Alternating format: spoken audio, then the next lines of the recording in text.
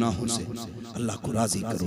शब बारात आ रही है, इसमें हलवे इसलिए बनते थे हल्की ग़िज़ा खाएं, देर तक खड़े रहें। अब तो इतने मेवे पड़ जाते हैं इसमें कि आदमी खा के बिस्तरखान से उठ ही नहीं, खा इतना लेता। कंपटीशन चला, मेरे घर भी आना खाने, काजू बादाम किशमिश अखरोट पिस्ता दुनिया भर की चीजें लगा दी है। खाइए साहब कैसा लग रहा है, आपकी बेटी ने बनाया, खाइए कैसा साहब लग रहा है। वो साहब खाते भी जा रहे हैं, तारीफ करते जा रहे हैं। आज ये गधों की तरह खाने की रात नहीं है, आज ये कम खा करके रब को मनाने की रात। समझ गए क्यों हलवे बनते हैं? ताकि कम खाएं और अपने रब को मनाएं, अपने गुनाहों से तौबा करें। ये रात हर किसी को नसीब नहीं। शायद जो इस साल में आइंदा साल, जो आइंदा साल हो वो आइंदा साल, जो गुज़श्ता साल थे वो अब नहीं। ये रात मुकद्दर से मिली है तो रब को राजी करना है। और याद रखिएगा, जो पैसे वाले लोग हैं वो खैर की नीयत से पैसा लुटाया करें। इस काम पर अगर चाहते हैं कि सुन्नियत का काम हो, इबादतें अच्छी हो, तो ये ख्याल करना। एक वजीफा मेरा यही बात लेना, जुमे के दिन जाना, जिसकी जो हैसियत हो, जिसका जो भी इमाम हो, जो भी इमाम हो, मुट्ठी बंद करके दे देना, मुट्ठी बंद करके दे देना। जब उसके बच्चे खुश होकर दुआ करेंगे, खुदा की कसम हो सकता है वली की दुआ टाल दी जाए, लेकिन जरूरतमंद अगर तेरी वजह से राजी होकर हाथ उठाता है तो अल्लाह हाथ नीचे से आने से पहले उसका अजर दे दिया। करेंगे इंशाअल्लाह ये काम, जोर से बोलो, सारे वादा करो इंशाअल्लाह ये काम करेंगे। और उसके अलावा तीन दारों से प्यार करेंगे। ये इदारे हमारे लिए एक हिफाजत का, पनाह का और हमारे लिए एक ईमान का मजबूत किला है। ये आखिरी बात कहकर बात खत्म कर रहा हूं। अगर ये इदारे ना होते तो आज हमारे चेहरों पे दाढ़ियां नहीं होती, इदारे नहीं होते, मदरसे नहीं होते तो ये टोपियां नहीं होती, मदरसे नहीं होते तो हमारे बच्चों को कलमा करता। ये मदरसों का एहसान है कि हमारे बच्चों को कलमा करता है। ये मदरसों का एहसान है कि हमारे बच्चों को सजदा करता है। ये मदरसों का एहसान है हमें टोपियां उड़नी आती है। इसलिए जिम्मेदारी अमीरों की कि अपनी दौलतों के दरवाजे मदरसों के लिए खोलो। ऐलान करके मौलवियों से कह दो, मुफ्ती साहब तालीम देना तुम्हारा काम है, पैसे देना हमारा। इन्हें फ्री कर दो और न को आगे, फिर मर के देखो। मैं तो दावे से कहता हूँ अल्लाह से तिजारत करो, फिर देखो अल्लाह कितना नवाजेगा। अल्लाह इतना नवाजेगा तेरी पुश्तों से नहीं समझा, लेकिन हम तिजारत नहीं करते। हजरत मूसा कलीम एक दिन गुजर के जा रहे तो आपका उम्मती कहने लगा आप कलीम हो, दूर पे जाओगे? कहा रब से मेरी तरफ से इतना कह देना कि या रब मैंने कभी जिंदगी में पेट भर के खाना नहीं खाया, जितनी मेरे हिस्से की हो ना इकट्ठी दे दे ताकि मैं जिंदगी में एक बार पेट भर के खा सकूं। हजरत मूसा ने दूर पे रब से अर्ज किया, अल्लाह तेरा बंदा है, ऐसे ऐसे कहता है। कहा ठीक है मूसा हम दे देते हैं। रब ने जितनी जिंदगी भर की रोजी थी इकट्ठी दे दी, सारी दे दी। कुछ दिन गुजर गए, आप जब उसके दरवाजे से फिर गुजरे तो क्या देखते? पहले खुद भूखा रहता था, आज उसके दरवाजों पे भूखों की लाइन लगी, आते जा रहे खाते जा रहे। हैरत में आ गया, ये तो वो था जिसका पेट नहीं भरता था, आज इतनी लंबी लाइन। दूर पे गए, मालिक मामला क्या? रब ने फरमाया मूसा तूने मुझसे कहा था इकट्ठी दे दे, मैंने दे दी। इतनी थी कि उससे खाई, जो बची उसने ना गरीबों में तकसीम कर दी। मेरा वादा जो मुझे एक देगा मैं 10 दूंगा। उसने एक बाटी, फिर मैंने 10 दे दी। कहा उसने फिर एक खाई 9 बार डाली। कहा फिर मैंने 9 की 90 दे दी। कहा फिर एक खाई 89 बार डाली। फिर मैंने 10 गुना बढ़ा दी, फिर 10 गुना बढ़ा दी। अल्लाह अकबर। रब कहता मूसा मैं जितना देता जा रहा हूँ ये उतना बांटता जा रहा है, जब तक ये बांटता रखेगा मैं इसको उससे ज्यादा देता रहूंगा।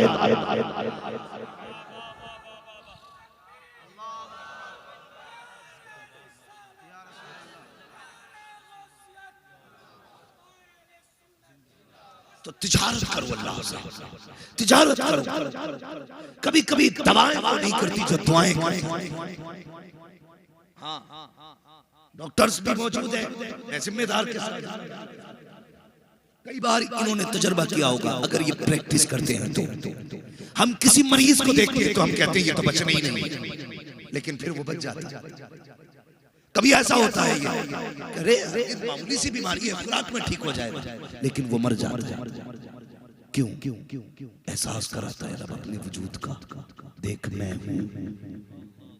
मैं हूं, न तेरी प्रैक्टिस बचाता, न तेरी दवा बचाता मैं हूं। और मौत भी मैं देता हूं, जिंदगी भी मैं देता हूं। तो अगर दुख भी आए ना, तकलीफ तो फिर सिर्फ दवा की तरफ नहीं, दुआ की तरफ भी अपने रब की चौखट पे भी।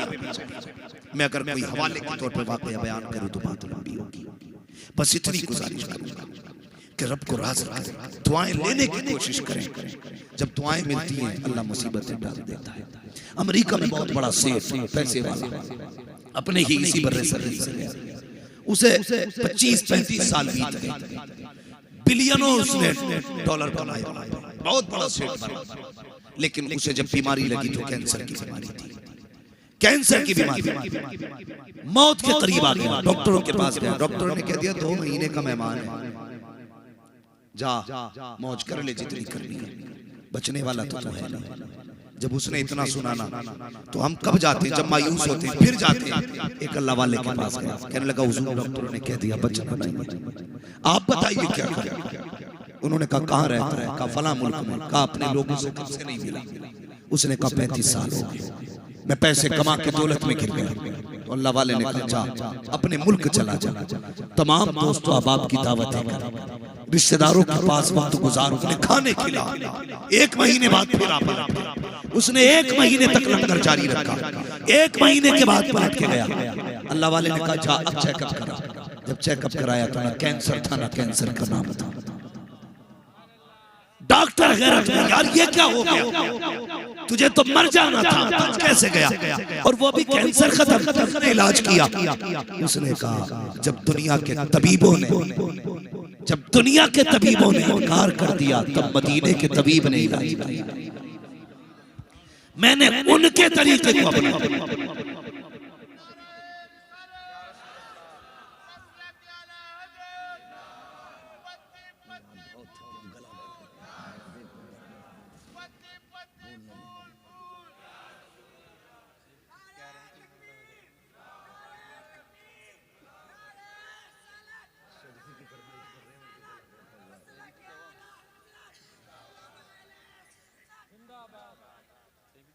राजी करेंगे अल्लाह को, सारे बोलो इंशाअल्लाह। वो इतना करीम है, इतना करीम है, सोच भी नहीं सकते। जो 70 मौत से ज्यादा प्यार करता, बताओ वो कितना प्यार करता। कभी पलट के देखा ही नहीं उसकी चौखट। वो तो ये कहता है सो रात को तेरी आंख खुल जाए और मेरी याद आ जाए, मत कर मुसल्ला बिछा, मत कर उधर ठंडी रात है। वो कहता है चल बिस्तर पे उठ के सीधा हो जा, उठ के ही बैठ जा।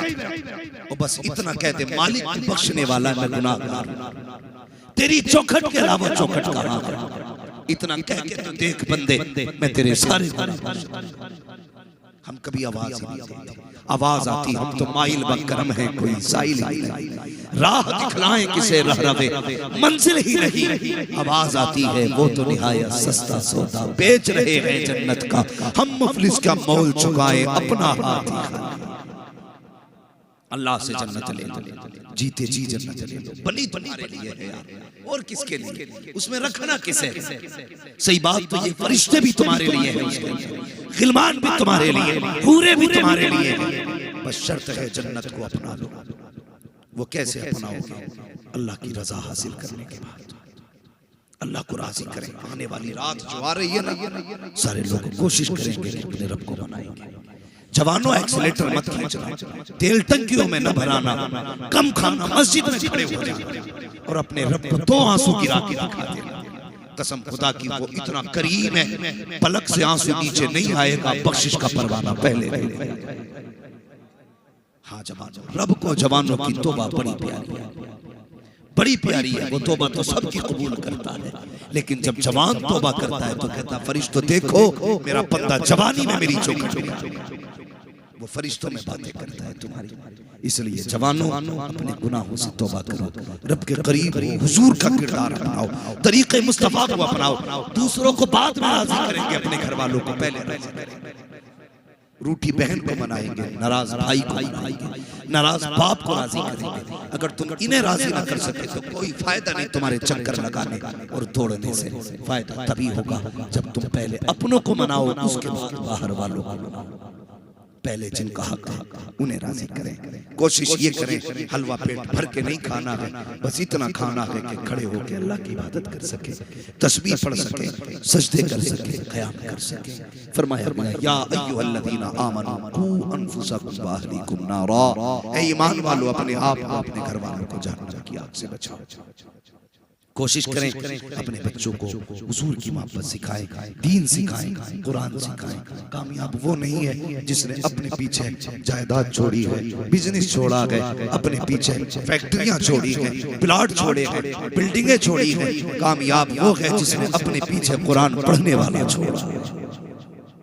ये याद रखना, वो कामयाब है जिसने अपने पीछे कुरान पढ़ने वाला छोड़ा है। अगर आप ना पढ़ सके, बच्चे भी ना पढ़ सके, तो कम से कम कुरान पढ़ने वालों से मोहब्बत करनी शुरू कर दो, पढ़ाने वालों से मोहब्बत शुरू करो, इमामों से मोहब्बत शुरू करो, इनकी कदर किया करो, इज्जतें किया करो।